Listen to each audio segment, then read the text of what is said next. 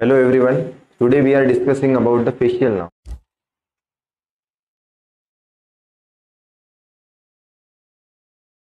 And this facial nerve, as you know, it is the seventh cranial nerve. Okay, olfactory, optic, oculomotor, trochlear, trigeminal, abducens, and facial. Okay, this facial nerve is seventh facial nerve, and this is seventh cranial nerve and is mixed nerve. Mixed means it carries both sensory and motor fibers.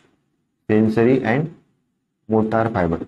Now, why this nerve is known as facial nerve? Because it has it is the nerve that is responsible for facial expressions. That means this nerve, facial nerve, it supplies the facial muscles.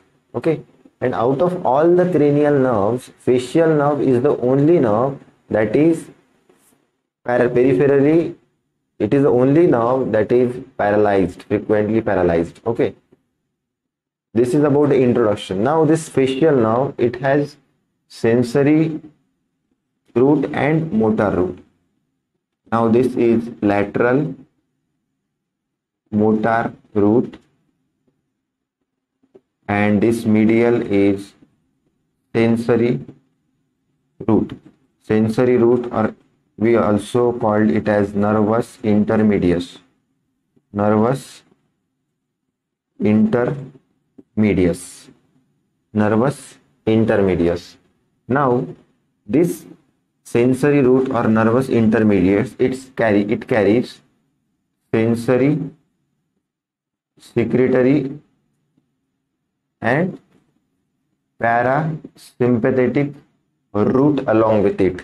Okay, this facial nerve has motor root, laterally large root, that is motor root, and medially sensory root. We also called it as nervus intermedius, and this nervus intermedius or sensory root, it carries sensory, secretory and parasympathetic fibers, parasympathetic root along with it. Now this sensory root and motor root, they passes through this opening that is known as internal acoustic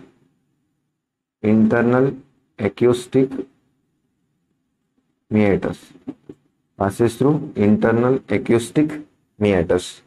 Sensory root and motor root, they passes through an opening that is internal acoustic meatus. Now these two roots, they join together here. These two roots, they join together and they continues as a trunk. They continues as a trunk of facial nerve.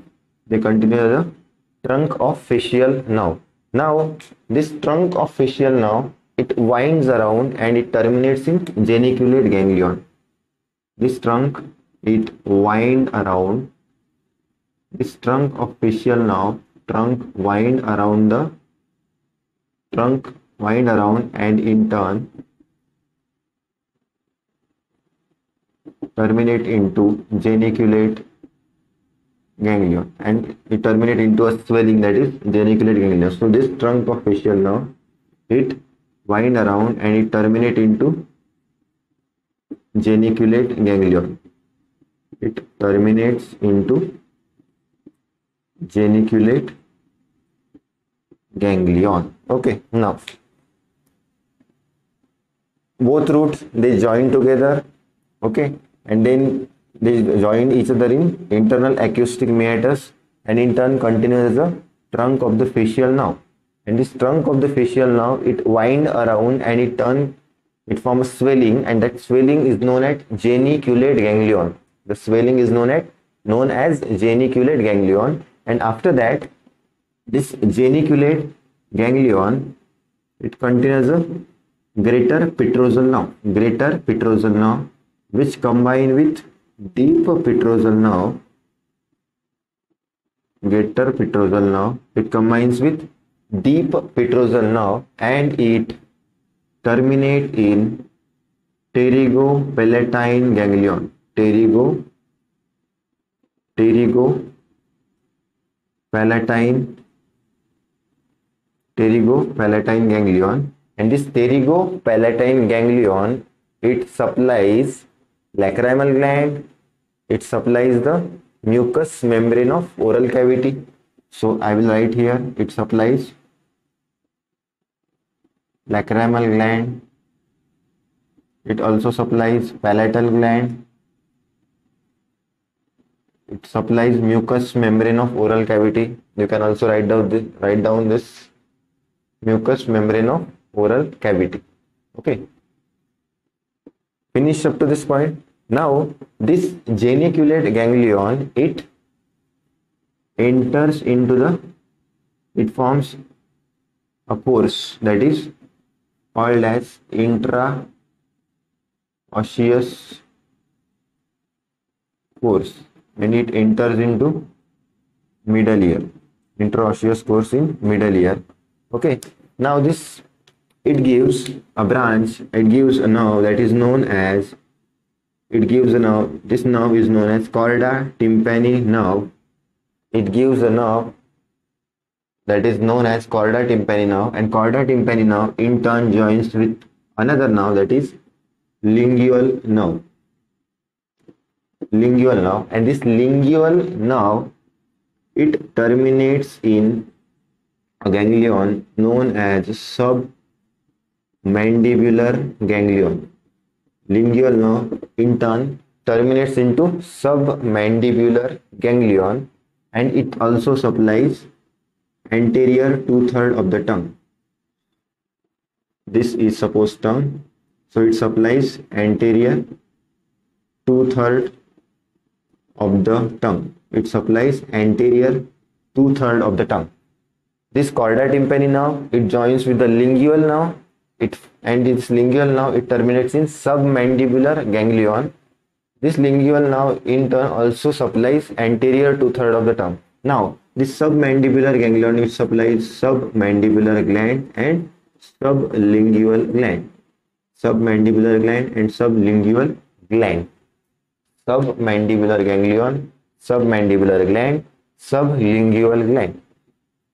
It also gives a branch that is known as branch to stapedius. It also gives a branch that is branch to stapedius, branch to stapedius muscle, branch to stapedius muscle. Now this facial nerve, it comes out through a foramen that is stylomastoid foramen. So I will write down here, this is stylomastoid foramen. Facial nerve will come out from a foramen that is known as stylomastoid foramen, and this, after coming out of stylomastoid foramen, it gives temporofacial branch and cervicofacial branch. I will draw here. After coming out, it will give temporofacial branch, temporofacial, and second branch is cervicofacial branch. Now this temporofacial branch of facial nerve, it is again, it is temporal nerve, and another is zygomatic. Then this cervicofacial is also it has three branches: B buccal, M marginal mandibular, and C is cervical. Buccal, marginal mandibular, and cervical. And it also supplies muscles. It also supplies muscles, that is posterior belly of digastric, posterior belly of digastric, posterior belly of digastric, stylohyoid, and occipital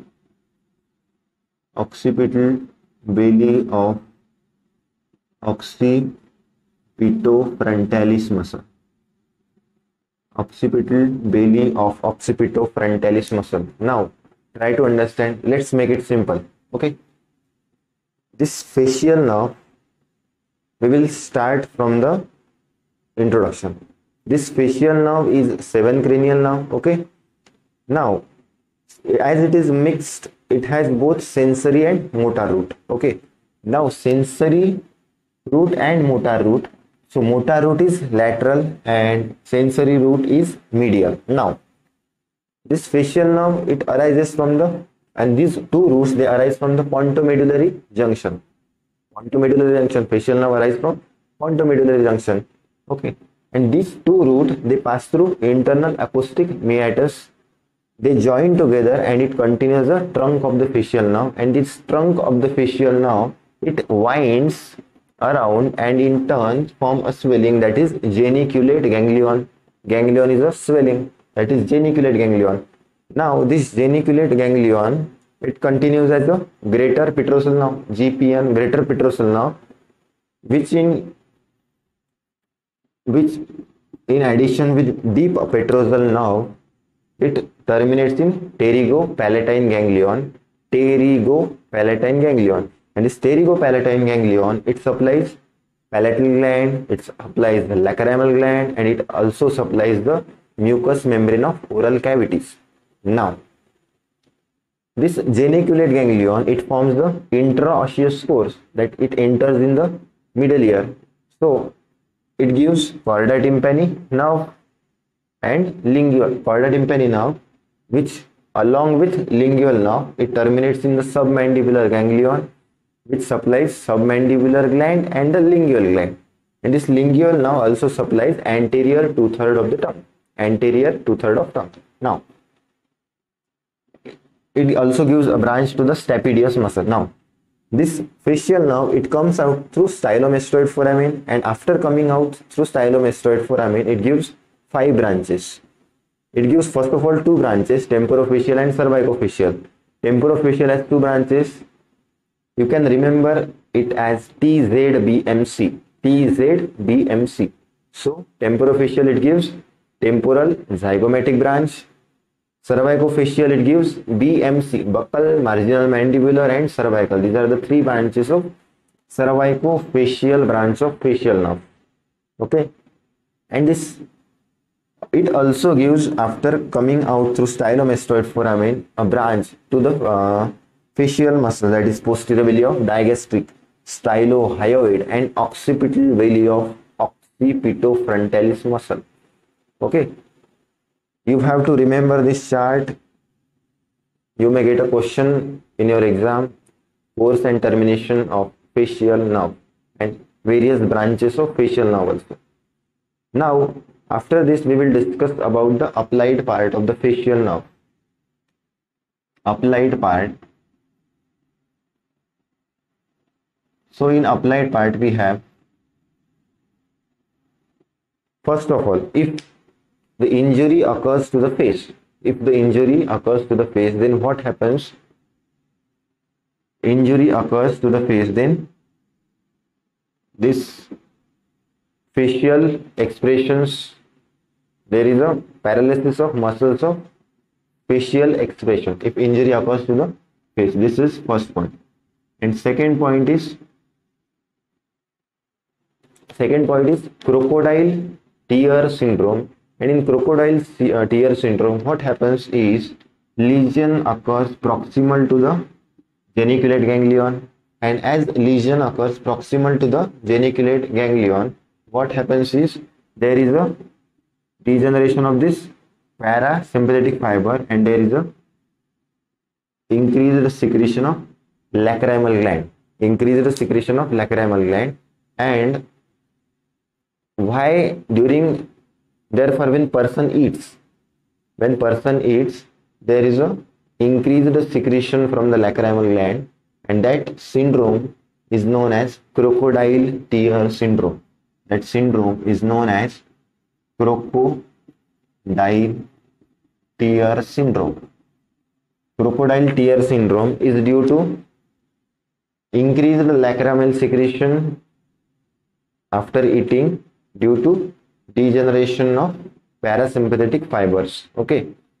And one more syndrome we have, that is Ramsay-Hunt syndrome. And in this syndrome, what happens is lesion occurs along with geniculate ganglion due to herpes zoster infection. Herpes zoster infection, and in that syndrome, what happens? Lacrimal secretion decreases. Lacrimal gland secretion decreases. Now, this is about the course termination and applied of facial nerve. Thank you so much. Keep watching.